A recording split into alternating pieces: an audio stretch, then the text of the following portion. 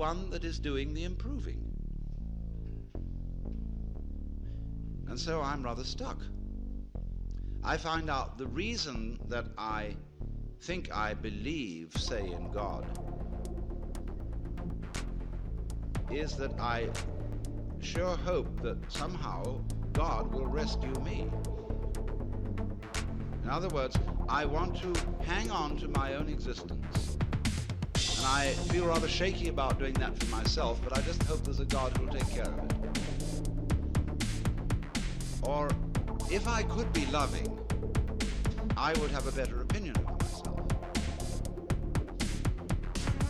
I'd feel better about it. I could face myself, as people say, if I were more loving. So the unloving me, somehow, by some gimmickry, has to turn itself into a loving me, and this is just like trying to lift yourself off the ground with your own bootstraps. It can't be done. And that's why religion, in practice, mainly produces hypocrisy and guilt, because of the constant failure of these energies. Oh, people go and study Zen, and they come back and say, wow, getting rid of your ego is a superhuman task. I assure you it's going to be very, very difficult to get rid of your ego. You're going to have to sit for a long time, and you're going to get the sorest legs. It's hard work. And all you wretched kids who think you're getting rid of your ego on pod or something or other, easy yoga, you don't know what you're in for when it really comes down to the nitty-gritty. You know, the biggest ego trip going is getting rid of your ego.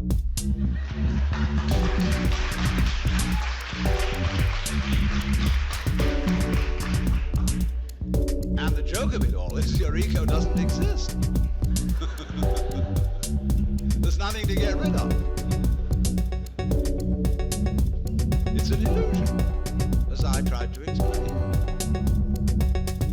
But you still want to ask how to stop the illusion. Now, who's asking?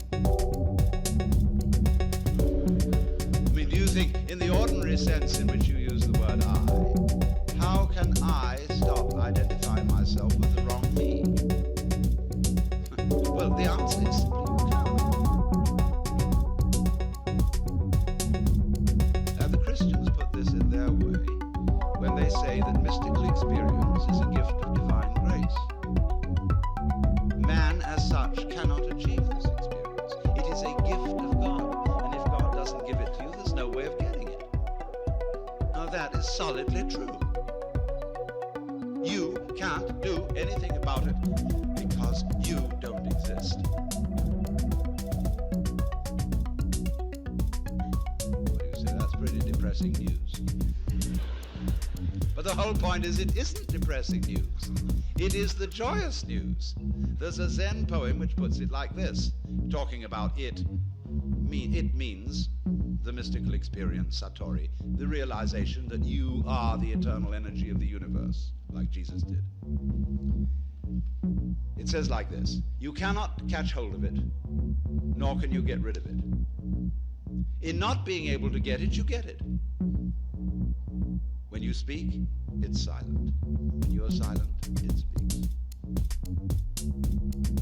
Now, in not being able to get it, you get it. Because this whole feeling, what Krishnamurti is trying to explain to people, for example, when he says, why do you ask for a method? There is no method. All methods are simply gimmicks for strengthening your ego. So how do we not do that? He says, you're still asking for a method. There is no method. If you really understand what your I is, you will see there is no method. This is so sad. But it's not. This is the gospel, the good news. Because if you cannot achieve it, if you cannot transform yourself, that means that the main obstacle to mystical vision has collapsed.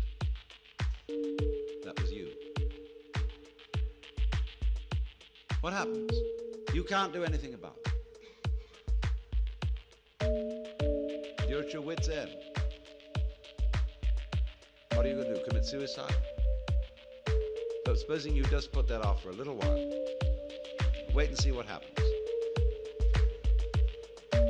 You can't control your thoughts. You can't control your feelings because there is no controller. You are your thoughts and your feelings. And they're running along, running along, running along. Just sit and watch them. There they go. You're still breathing, aren't you? Still growing your hair? Still seeing and hearing? Are you doing that? I mean, is breathing something that you do? Do you see? I mean, do you organize the operations of your eyes? You know exactly how to work those rods and cones in the retina? Do you do that? It's a happening. It happens. So you can feel all this happening. Your breathing is happening. Your thinking is happening. Your feeling is happening. You're hearing, you're seeing. The clouds are happening across the sky. The sky is happening blue. The sun is happening shining. There it is. All this happening. And may I introduce you? This is yourself. This begins to be a vision of who you really are. And that's the way you function. You function by happening, that is to say, by spontaneous occurrence. And this is not a state of affairs that you should realize. I cannot possibly preach it to you, because the minute you start thinking, I should understand that, this is the stupid notion again that I should bring it about, when there is no you to bring it about. So that's why I'm not preaching. You can only preach to egos. All I can do is to talk about what is. It amuses me to talk about what is because it's wonderful. I love it, and therefore I like to talk. If I get paid for it, then I make my living. Sensible people get paid for doing what they enjoy doing.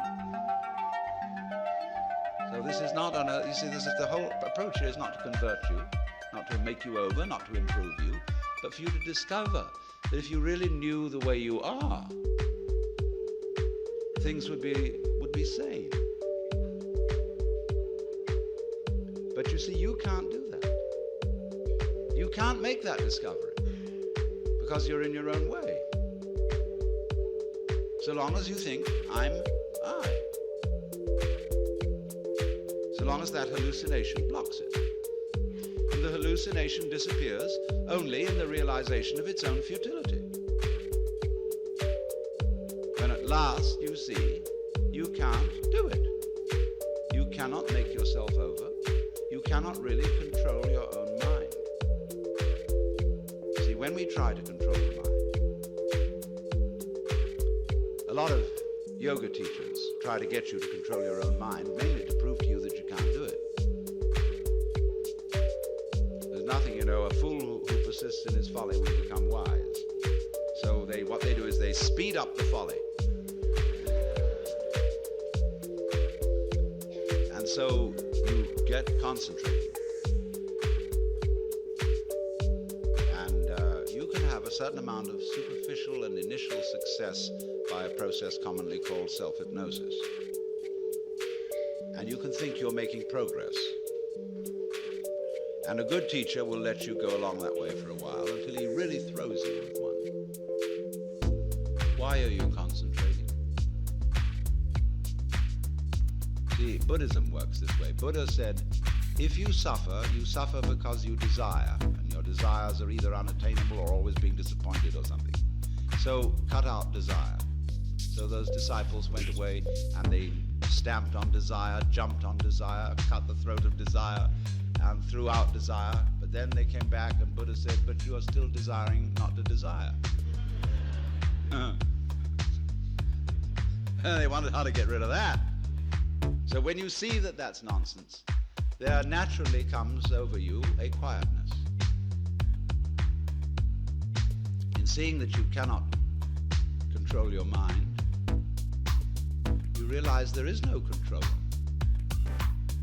What you took to be the thinker of thoughts is just one of the thoughts. What you took to be the feeler of the feelings, which was that chronic muscular strain, is just one of the feelings. What you took to be the experiencer of experience is just part of the experience. So there isn't any thinker of thoughts, feeler of feelings. We get into that fine because we have a grammatical rule that verbs have to have subjects. And the funny thing about that is that verbs are processes and subjects are nouns, which are supposed to be things. How does a noun start a verb? How does a thing put a process into action? Obviously it can't. But we always insist that there is this subject called the knower. And without a knower, there can't be knowing. Well, that's just a grammatical rule. It isn't a rule of nature. In nature, there's just knowing, like you're feeling it. And I have to say you are feeling it, as if you were somehow different from the feeling. When I say I am feeling, what I mean is there is feeling here. When I say you are feeling, I mean there is feeling there. I have to say even there is feeling. What a compass of language we have. Chinese is easier. You don't have to put all that in. Well, you can say things twice as fast in Chinese as you can in any other language. Well, anyway, when you come to see that you can do nothing, that the play of thought, of feeling, etc. just goes on by itself as a habit, then you are in a state which we will call meditation.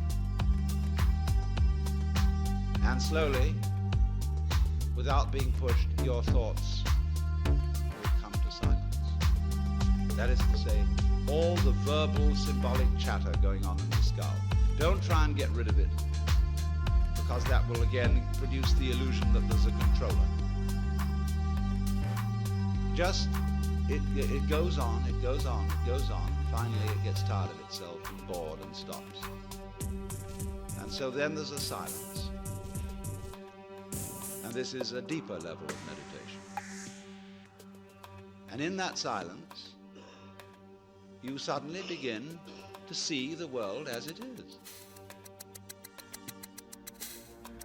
And you don't see any past. You don't see any future. You don't see any difference between yourself and the rest of it. That's just an idea. You can't put your hand on the difference between myself and you. You know, you can't blow it, you can't bounce it, you can't pull it. It's just an idea.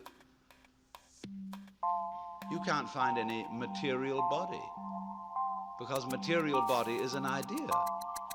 So is spiritual body. This is somebody's philosophical notions. See, reality isn't material. That's an idea. Reality isn't spiritual. That's an idea. Reality is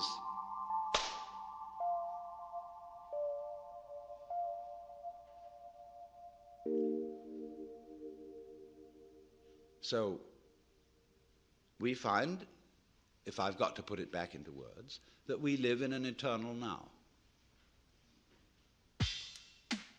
You've got all the time in the world, because you've got all the time there is, which is now. And you are this universe. And you feel this strange feeling when ideas don't define the differences. You feel that other people's doings are your doings. And that makes it very difficult to blame other people. If you're not sophisticated theologically, you may, of course, run screaming in the streets and say that you're God. In a way, that's what happened to Jesus, because he wasn't sophisticated theologically. He only had Old Testament biblical theology behind him. If he'd had Hindu theology, he would have put it more subtly. But it was only that rather primitive theology of the Old Testament. And that was a conception of God as a monarchical boss. And you can't go around and say, I'm the boss's son.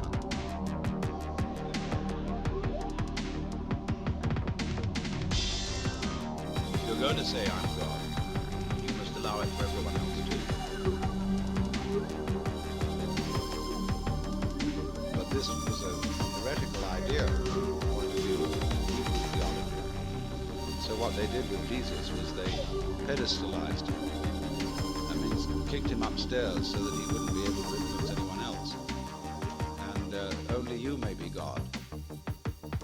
And that stopped the gospel cold right at the beginning. It couldn't spread. Well, anyway,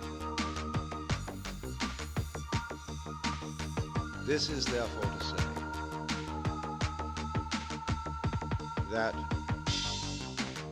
the transformation of human consciousness through meditation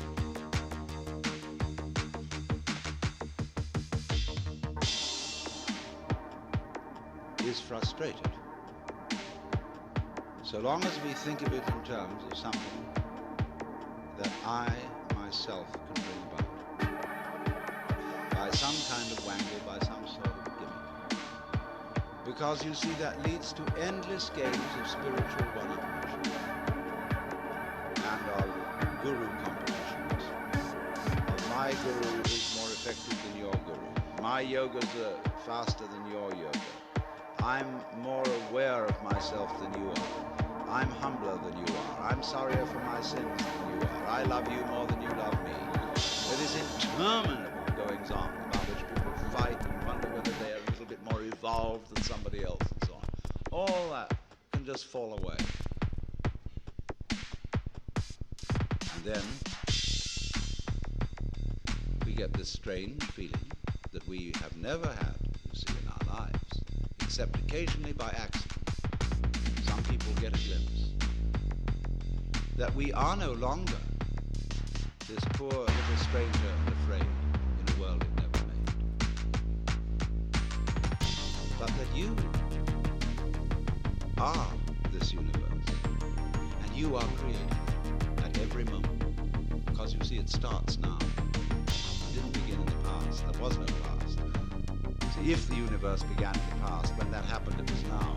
See, well, it's still now. And the universe is still beginning now, and it's trailing off like the wake of a ship from now.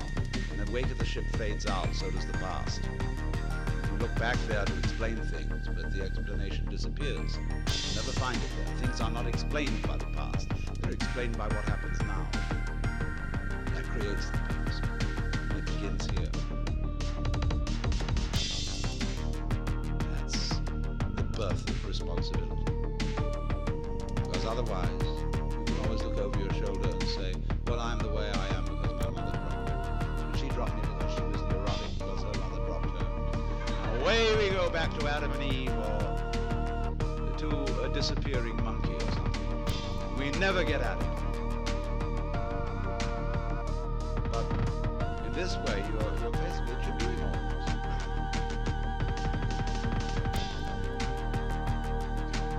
That's an extraordinary shock. So, cheer up. You can't blame anyone else for the kind of world you're in. And if you know, you see that I, in the sense of the person, the front, the ego, really doesn't exist, then it won't go to your head too badly if you wake up and discover that you're God.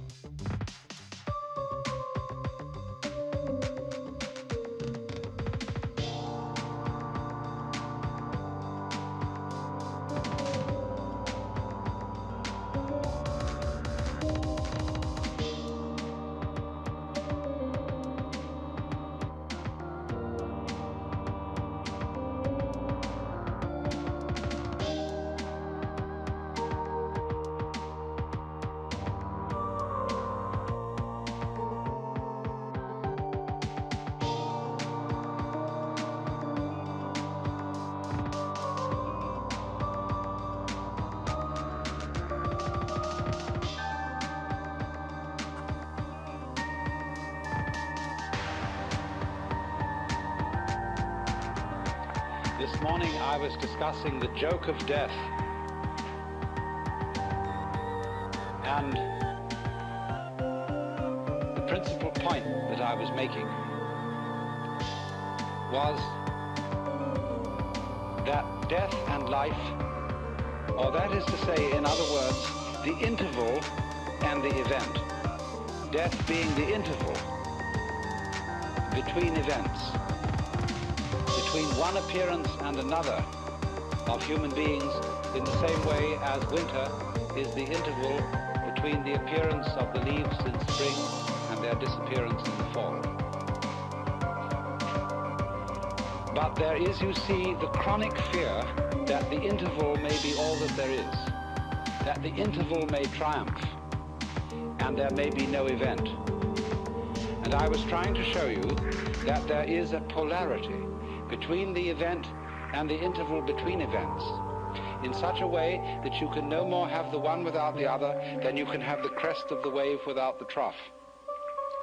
And that this goes on and on and on in endless cycles, where there are small intervals making up small intervals and waves which group together and make up a set of intervals and waves, and they in themselves constitute the crest of a larger wave with a much longer trough. And then again there comes the group of intervals and waves on a short rhythm. And that this thing that goes like, you see,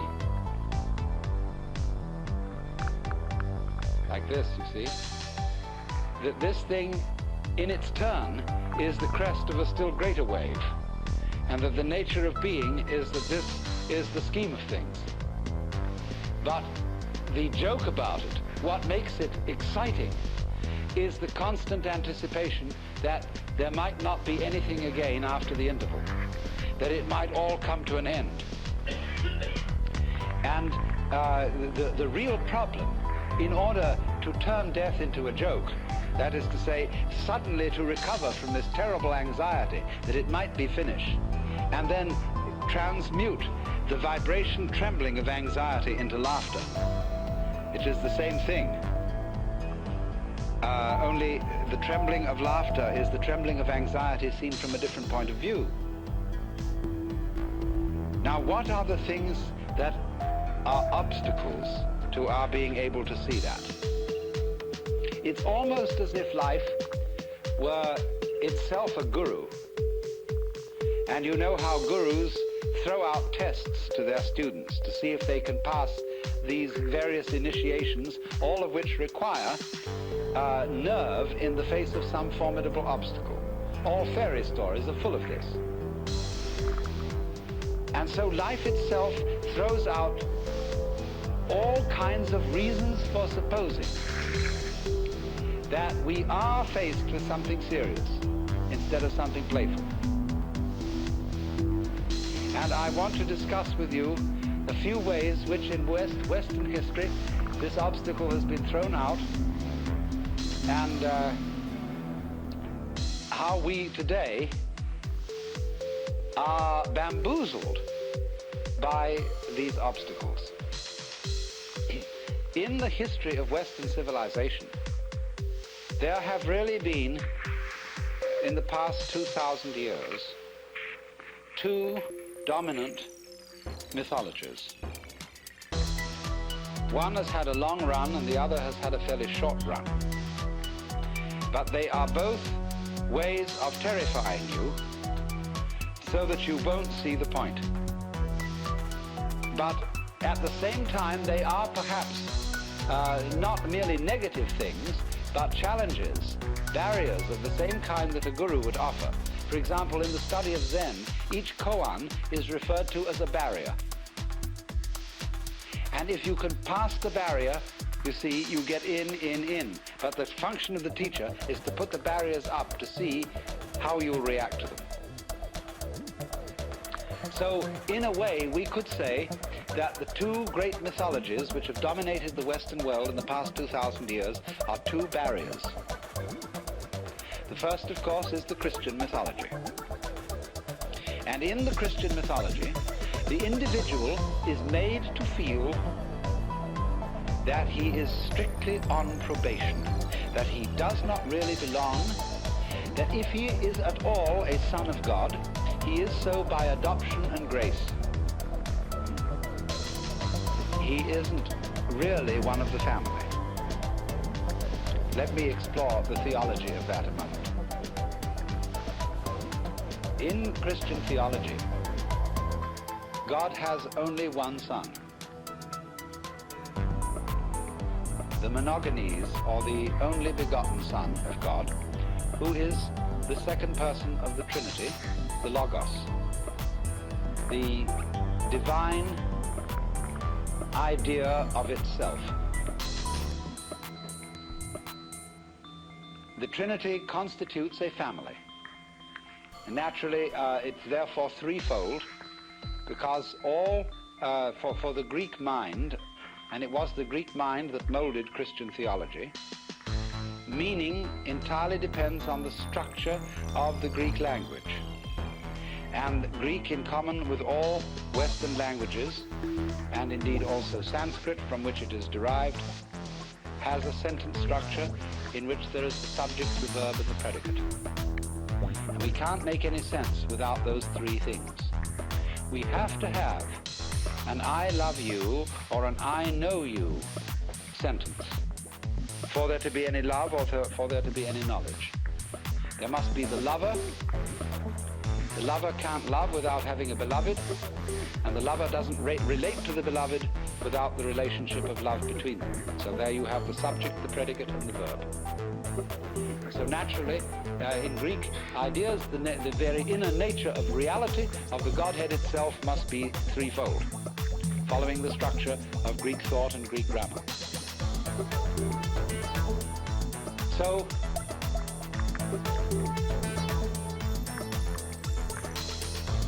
in this way, the inner life of the Godhead is completely self-sufficient. There is the Son, the object of God's love, so that God doesn't need any created world of finite beings as the necessary object of his love, so that he can be love. You see? So then, the created world is something extraneous. It's something that the Lord threw off in a fit of exuberance. And although it is very much beloved by him, he doesn't in any way depend on it. He, in a sense, fathered it, but he fathered it out of nothing. It had no true mother. And so in a way it's an orphan. And the relationship between the creator and the creature in popular Christianity has always been the relationship between the king and the subject. And the relationship between the king and the subject is very, very strange, estranged, because the king, in the archetypes of kingship, which existed in the Near East in ancient times and upon which this theological imagery was originally modeled, the king was really afraid. He always appeared in the throne room with his back to the wall. He didn't stand in the middle of his people and say, you know, and look around at everybody like that. He stood with his back to the wall like this. It's funny how all altars, Buddhas and things have their backs to the wall, because there you can't be stabbed. And you have your guards and your henchmen on either side of you. And all the people prostrate themselves, because that way you can watch them all. They can't see you and you can see them. So you're safe. And that's the imagery, you see, which has given us our Western conception of God. Of the Father, whose children have become a little bit too much for him. He's had too many. And they have to be kept in their place. And so he's a little bit frightened. And so the rules are set up. Yeah, you just do so and so and so and so. And you must feel grateful for having been fathered. You're a miserable worm, and therefore inwardly, because without me you might not have been. You owe everything you have to my having produced you, and you are a debtor. And because you are a debtor, you have a duty. Duty is the same word as debt, debit. You owe life to me who produced you, although I won't admit I had a great deal of fun doing it. And so you must all crawl. Now, you see, that conception of our relationship to reality has been the popular idea for centuries in the Western world. So that you never really knew where you stood with the authority. Because the authority gives you the impression that you are so bad intrinsically that at any time you ought to be punished and eaten up. And it's only a matter of mercy that you're not being eaten up. So the prayers of the Christian church are full of the idea, "O Lord, we are not worthy. And since it is only of thy great mercy that we continue to survive at all, we humbly beseech thee," etc., etc.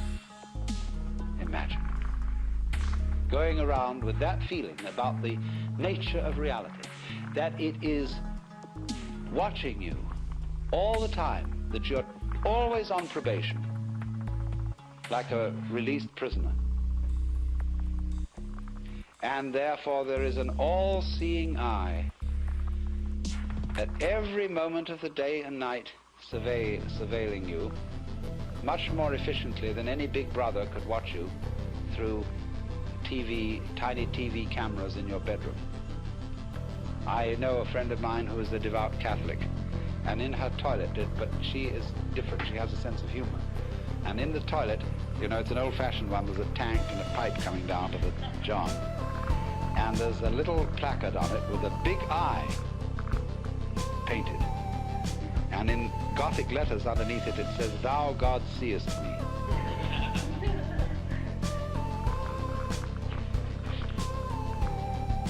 So always, everywhere, according to this mythology, there is the eye of the paternal judge watching you.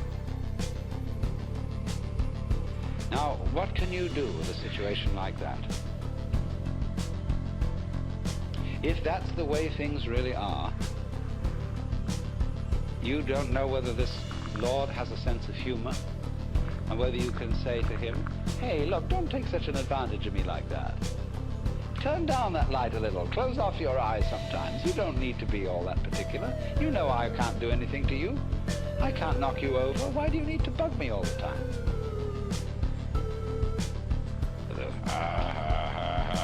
Sort of attitude is too much. And so people couldn't stand it. You know, 600 years of it was enough. And it became intolerable. Really intolerable. Because everybody knew they were sinners and that they were doing all the things against the rules in the book. And nobody could possibly put up with it. So the only thing they could do to relieve themselves of this horrible father figure was to make out that the universe didn't have a father at all. That it was really an orphan. Not even virgin born. It didn't even have a mother. In other words, in order to escape from the mythology of a conception of ultimate reality, which was much too intelligent and much too nosy, people had to invent a conception of the ultimate reality that was completely banal and dead. So the second Western mythology is the mythology of the mechanical universe, which is a fluke emerging from a process of absolutely blind energy. And you must notice the language in which the great thinkers of the 19th century thought about the world. Freud, for the basic psychic energy, used the word libido, which in 19th century Vienna was exceedingly uncomplimentary. Libido, blind lust.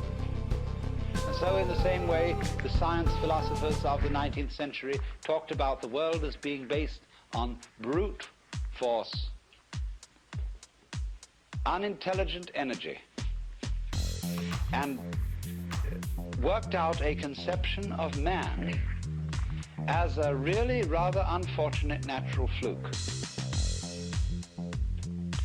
Consciousness, reason, and indeed also the passions and feelings and desires of the human heart were nothing but the end product of a roulette wheel of natural selection.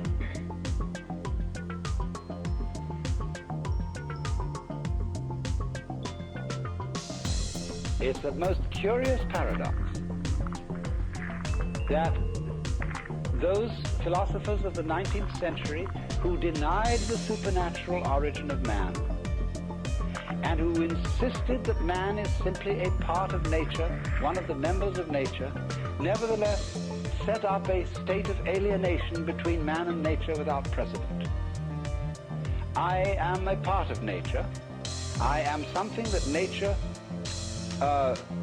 fluked into being, but nevertheless, this fluke is something that nature doesn't care about. It doesn't care about my ego and its future. All that is important to nature is the species. The individual is irrelevant.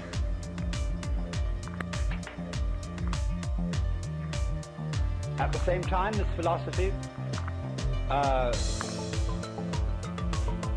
arose when we were becoming conscious of the sheer magnitude of the universe.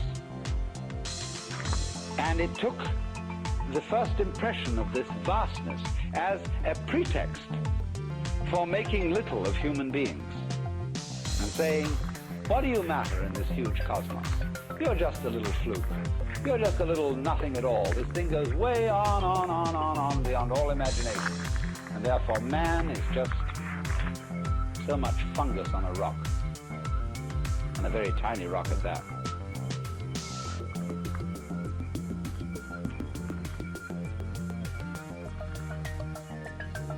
In other words, it took the standpoint, let's set up a scale between two limits. We will, and this is the traditional Western opposition.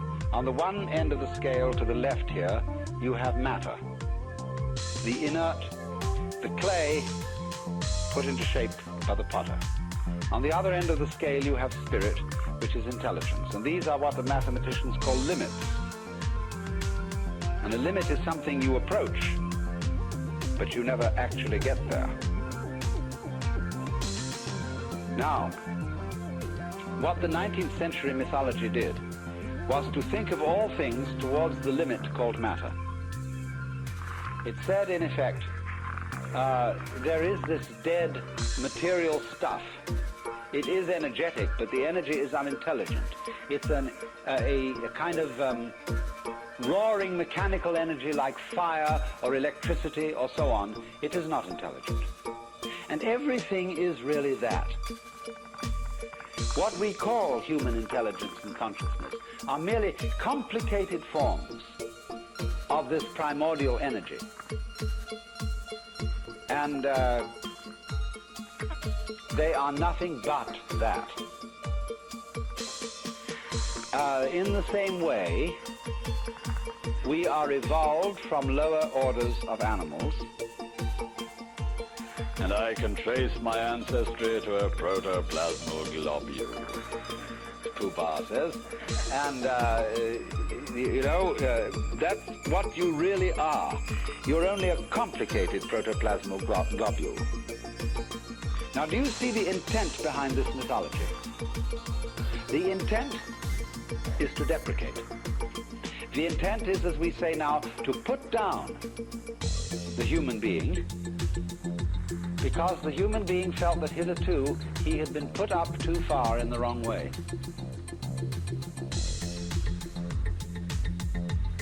You are a child of God, and the Lord loves you very dearly, but,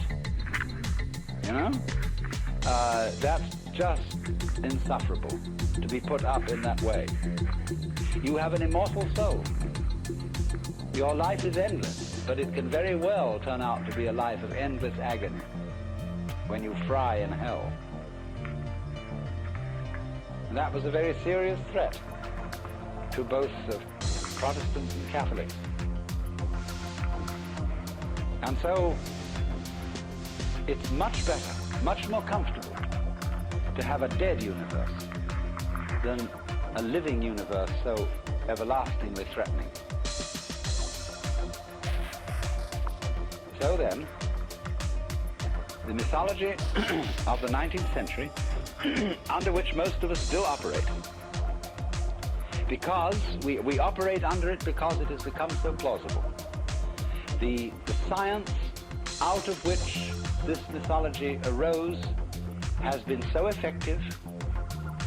It has produced such a marvelous splash of technological marvels that its point of view, or the point of view of those scientists who started the whole thing going, has become amazingly persuasive and convincing. After all, if I can reach into your brain with a very, very subtle instrument, and I can poke about inside and press there, and suddenly, on a certain point when I press it, a world of memory comes to life so vividly that you see it before your very eyes. I remove the instrument, it vanishes. I touch another place. You experience intense pleasure, absolutely unbelievable pleasure. I remove it, the sensation vanishes. Every time I touch inside, you get a sensation externally of intense reality. And I say, after all, I was only just pushing things in your brain. You see what a push-button thing you are. That's it. I can just poke around and you can see anything. But all that's happening is I'm putting a little electrode or something on certain parts of your brain. That's all you are, poor fish. You're just that kind of a sensitive sponge inside your head bone.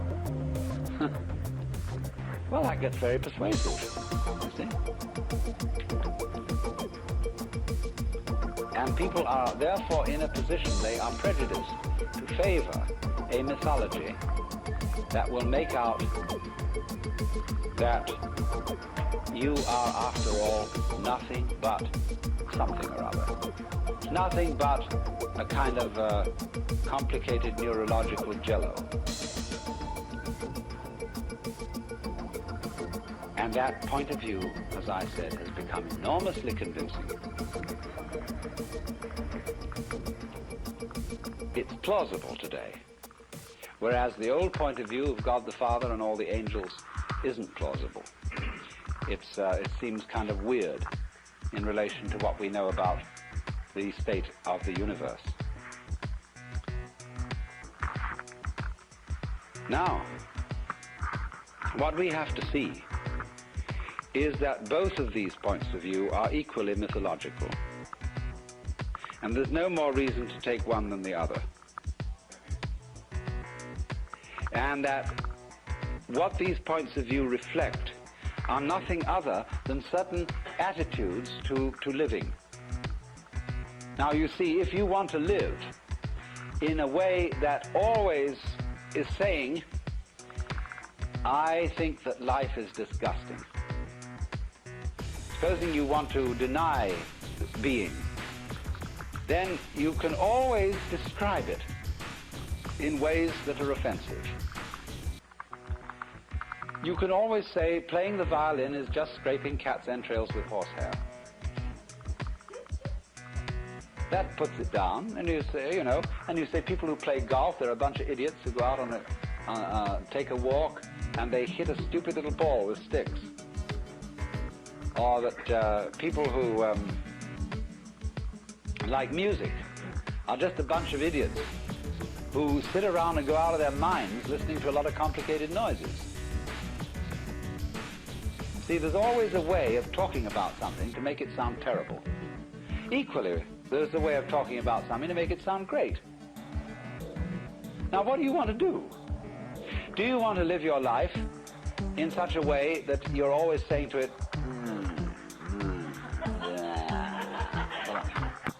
Do you want to, is that a good way to conduct things?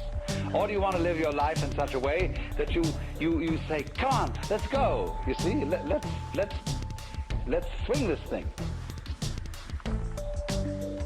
on the one hand, you see, you're always in tension against it. Do you remember I pointed out to you in this morning that the person who's anxious, constantly anxious, is the person who is resisting the flip-flopability of things.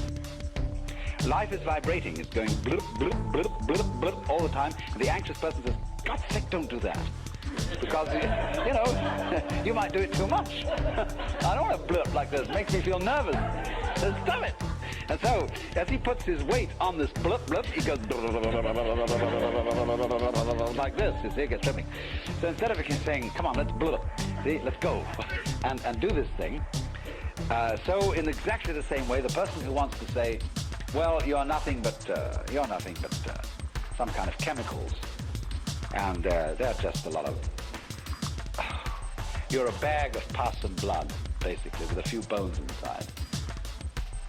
And that person is doing the same thing, you see, as the person who's putting pressure on the flip-flopability of things, and so he gets anxious. And the person who does this,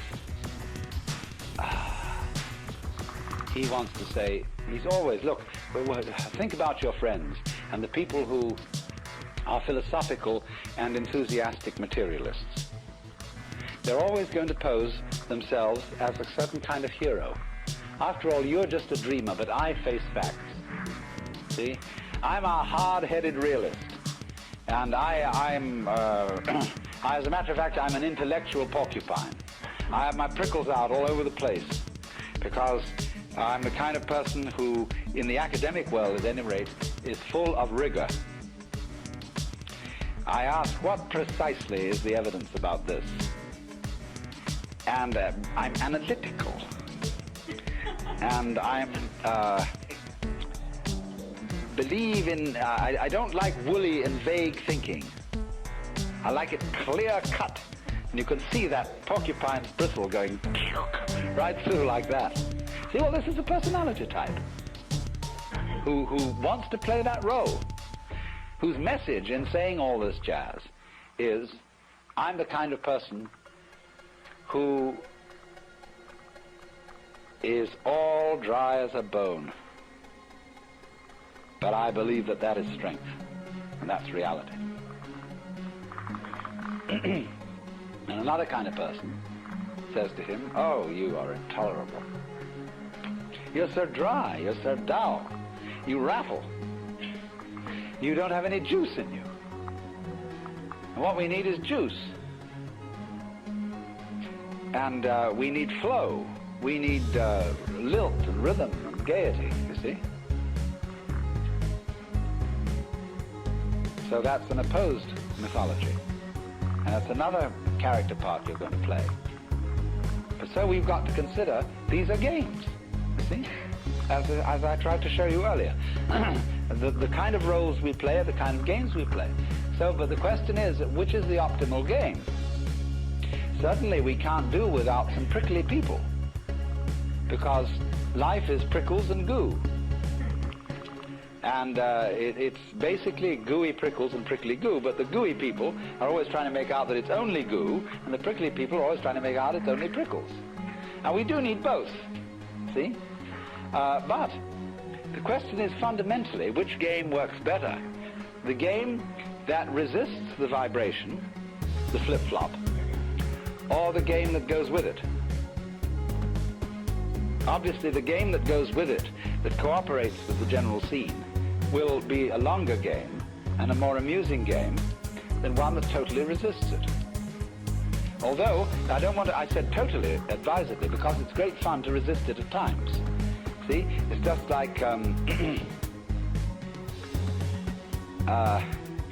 when somebody massages you, you know, and they're really expert and those fingers are just vibrating like this on your back. You can give and just go whoof. But it's also fun sometimes to tighten your muscles against it, so as to feel the full impact of this thing, see? But what I want to, the real point I want to get across is that what seems to us the hard-boiled common sense of a mechanistic view of the universe is nothing other than a myth. You don't have to be taken in by this. because there is no more solid argument that that is the way things are than any other argument about any other way things might be. Now, it goes like this, you see. Again, think of the idea of limits. We'll take different limits this time. We'll take one limit on the right hand here as consciousness. Extreme, lively sensitivity. And on the other hand, we'll take the opposite limit, which is geological. The stone, the blind energy, the electrical force without any consciousness whatsoever. These are observable things. We see the living human being on one extreme, and we see the stone or the fire on the other. Now, our 19th century mythologist wants to describe this limit in terms of this one. He wants to say that consciousness is nothing but a very complicated form of minerals. Why can't you go the other way and just as easily say minerals are a very simple form of consciousness? That works, doesn't it? I mean, after all, here's this mineral.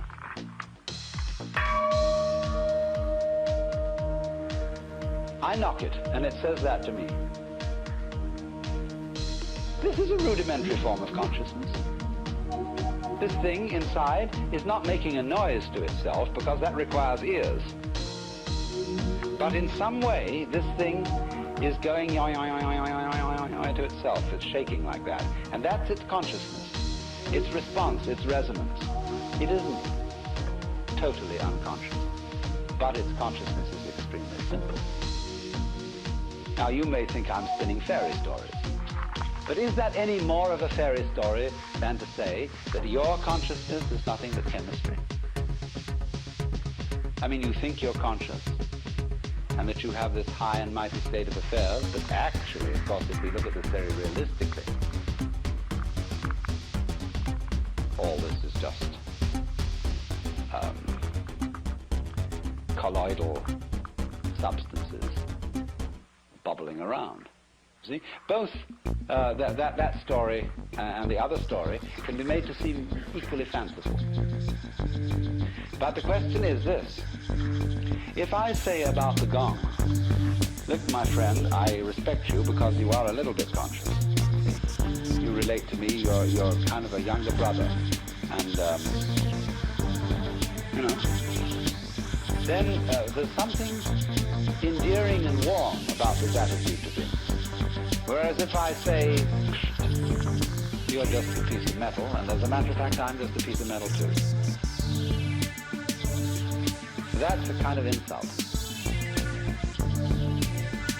Now, the people who believe that are really suicidal maniacs. They want to put themselves down. They are against their own life. And they take a great pride in being that way, and they call it being realistic. And I'm only saying it's a better gamble to take it the other way and say the best thing you can say about it, that this is a living being, but not so much of a living being as a snail or something that actually wanders along and wiggles.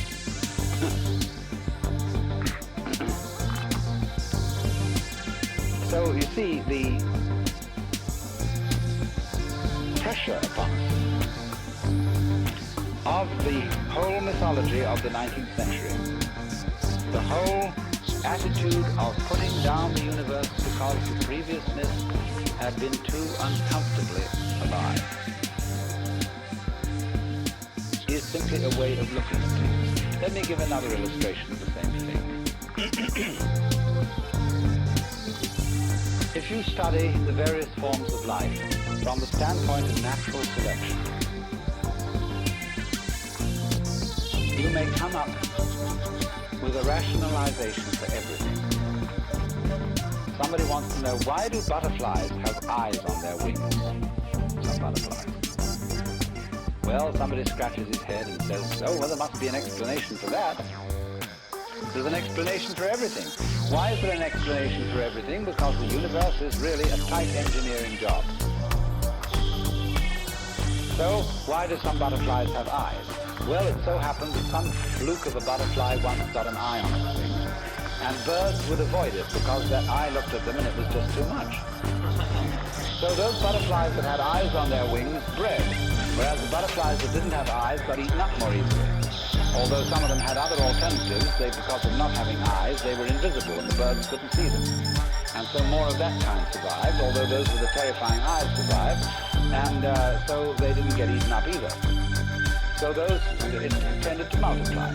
So it is a perfectly easy, simple explanation of why butterflies have eyes on their wings. Other things, some birds with extraordinary plumages, which look so obvious that anybody could catch them, any cat, any hunter.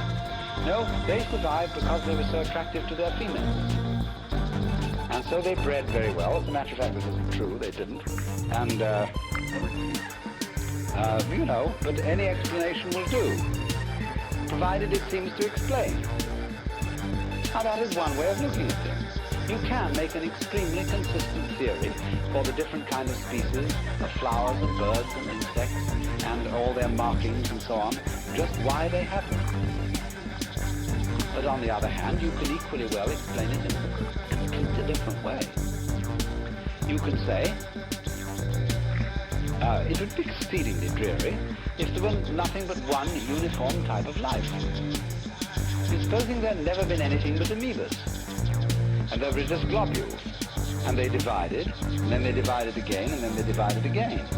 You know, that could have gone on, and it would have been terribly efficient, because the minute you went to hit an amoeba, you would strike it, but suddenly find you'd killed only one of them because it split just before you hit. It's a marvelous arrangement. And you know, they could split very fast. You could suddenly go at another with two hammers, hoping to catch both amoebas, but suddenly they split, and there were 8 of them before you knew where you were. That would be fine.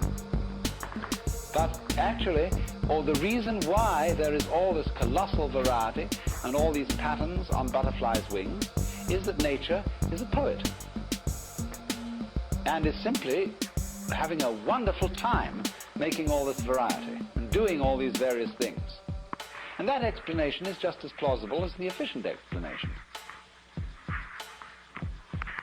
You see, the philosophy is to a large extent a matter of taste. What sort of explanations suit your personality? If you're an anal retentive type and rather tight, then you like the efficient explanation. On the other hand, if you're an effusive type, you like the poetic explanation.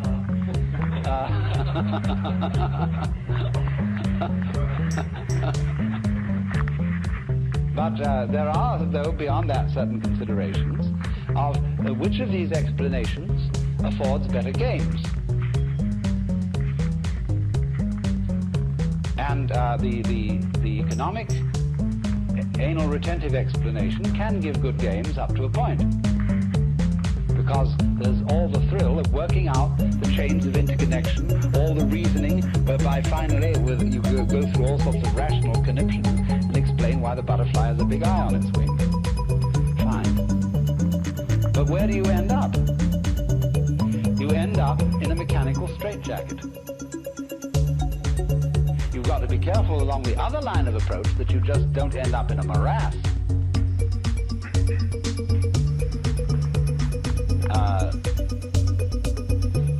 You could do that. So you look for a middle way. But the point that emerges from all this is don't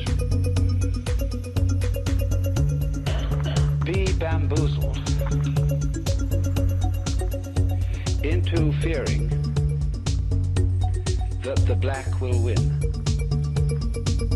because the white is the only thing there is, and the black, the nothing that surrounds it, will eventually engulf it. All these are, as it were, nursery stories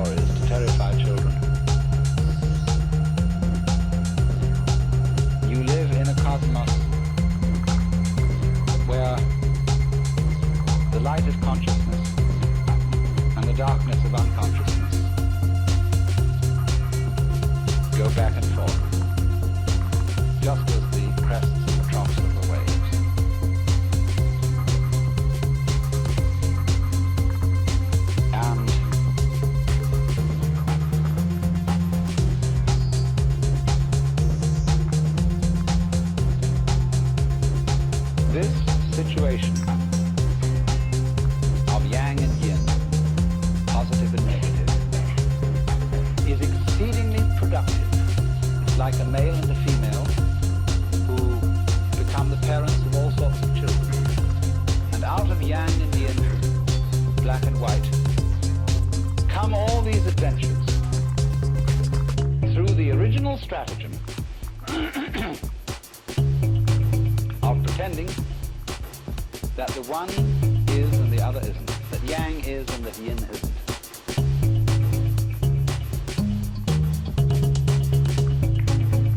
Both have equally good arguments on their side,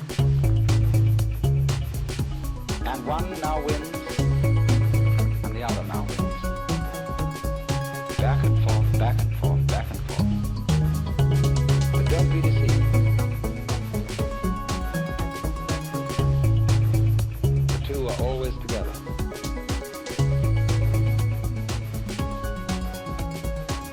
And the thing that you most fear, the awful, awful thing that could happen, think it through. What could that be? What could the very end be? What is it that you dread?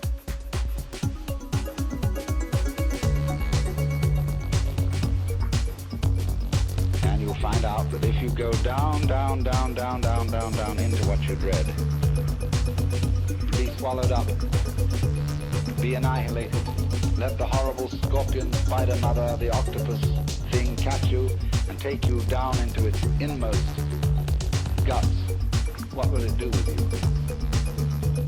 Why, it'll transform you into itself. And then when you are it, as I said, every creature feels like it's a human being. Because after all, that's I. So fish, when they've eaten up something and that thing has become, and then the fish looks around and says, gee, that was a good dinner. And it feels human. And the fish looks around and sees things that aren't fish, and they look like cows, and human beings wandering around there, they look like predatory monsters of some kind. Awful looking. Ghastly teeth, and weird, inhumane arms and legs on them. Not nice, orderly fins and tails, beautiful scales on the side, like a really good person should look.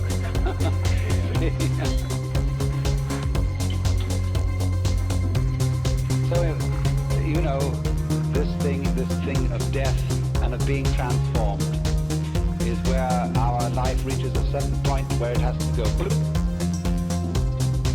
And in the moment you go bloop, you forget. You lose control, you see? That's the sensation. When control is going, you're just on the verge of the crisis where it's going to go bloop. And you say, well, where was I? Gee, this is strange. I'm alive. I don't remember where I was before. That's the sensation of coming to birth. And you grow and grow and you become more familiar with this and more familiar. When you're completely familiar, it goes bloop. And you're new all over again. See, quite different.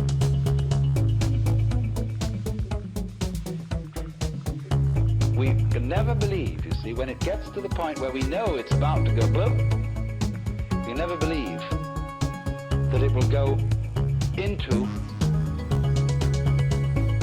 life. We always think it's going to go into something dreadful.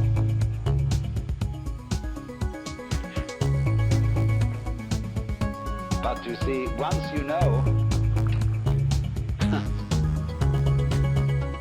it's going to keep flipping. And the only thing is to go with that flip. See, get ready to go. Are you ready? Boop. Then you can laugh. Because you know there's no way out.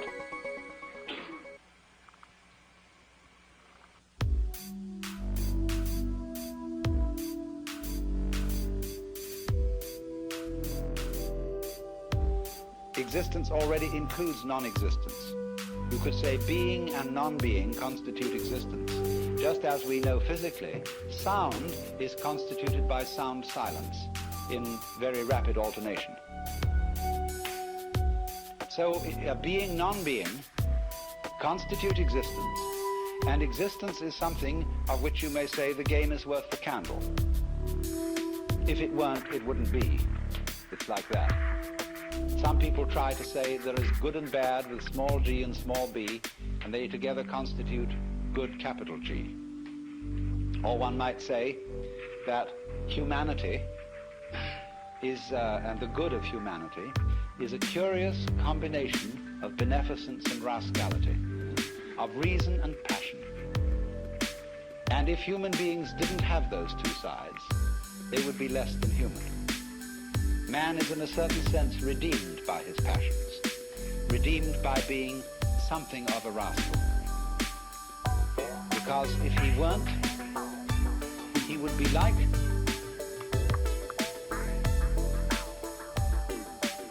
a stew with no salt in it.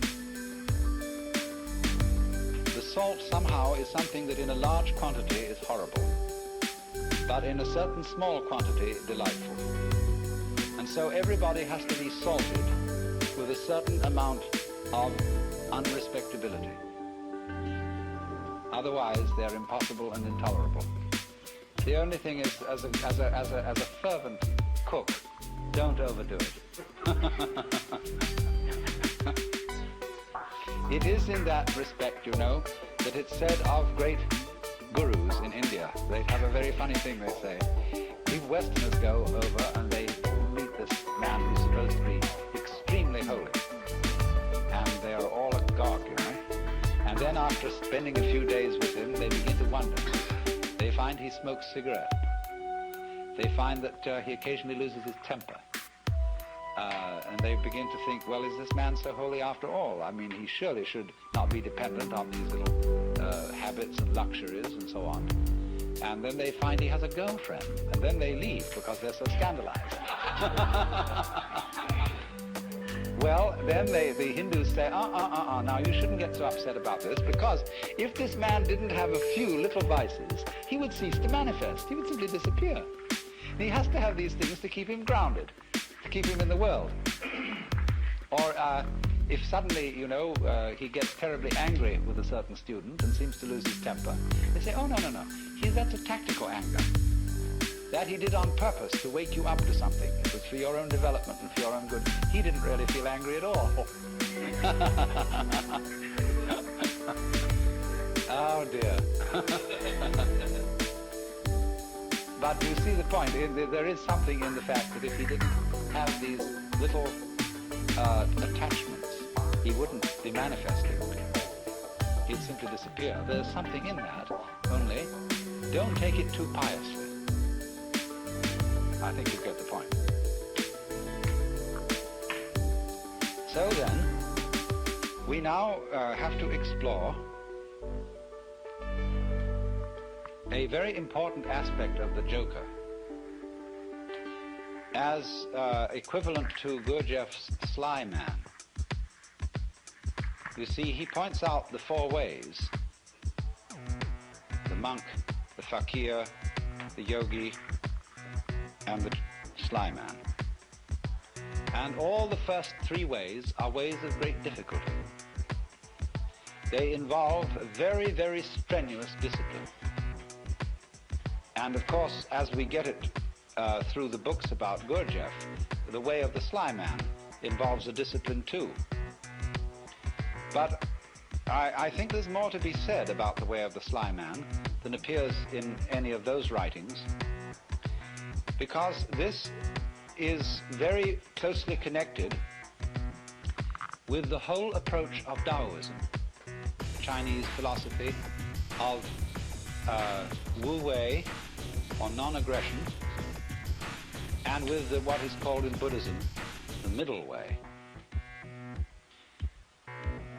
When the Buddha first discussed the middle way, he put it like this. He said, to try and solve the problem of suffering by immersing yourself in pleasure only leads to a hangover.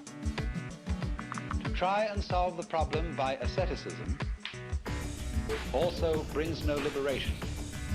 You merely get tied up in a kind of masochism where you say, I know I'm right just so long as I'm hurting. And all that is doing is expiating your kind of infantile guilt sense. So he said there is a middle way between asceticism on the one hand and hedonism on the other.